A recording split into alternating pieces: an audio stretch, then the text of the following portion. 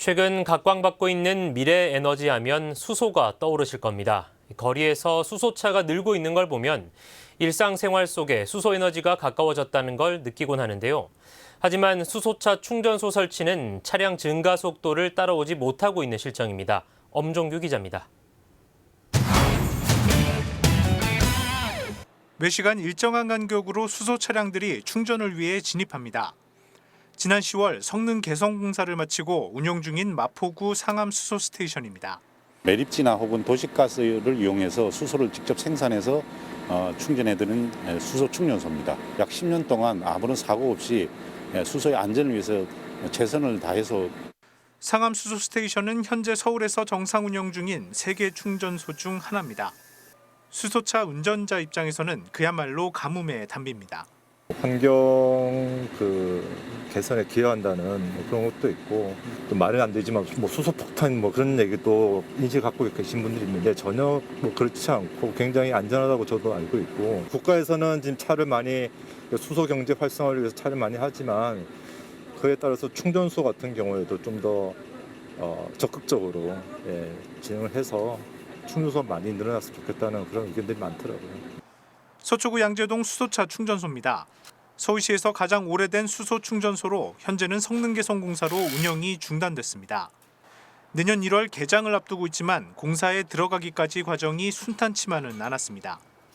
주민들의 반대 민원 때문입니다. 강남구도 마찬가지.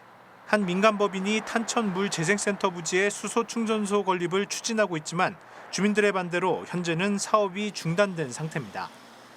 이처럼 수소차 충전소는 지역에서 환영을 받지 못하고 있습니다. 국민들은 수소를 친환경, 미래 에너지라는 긍정적 이미지로 인식하고 수소차 보급을 위해선 충전소 등 인프라 구축이 필요하다는 데 동의하고 있지만 실제 현장은 다릅니다. 어떻게 보면 인식의 차이인데요. 수소 충전소가 위험 시설이냐 아니면 미래지향적인 필수 시설이냐 인식하는 것에 따라서 결국 수소차 보급 확대는 안전성 확보와 더불어 사회적 인식 변화를 위한 노력 없이는 불가능하다는 겁니다. 수소충전소 구축할 수 있는 부지가 또 제한적이고 뭔가 법에 다 저축이 되는 게 많더라고요. 그래서 인허가에 대한 기간이 좀 오래 걸리는 부분도 있고, 그중에 또 가장 큰 문제가 주민 수용성. 이게 생소한 시설이다 보니 위험시설로 인식하고 서울시는 수소충전소 구축을 포기할 수 없기 때문에 주민들 설득하는 과정 및 자치구와 같이 협의하는 과정을 이번 양대 수소충전소처럼 거쳐가면서 현재 서울시에 등록된 수소차는 1,400여 대로 1년 사이 2배 넘게 증가했습니다.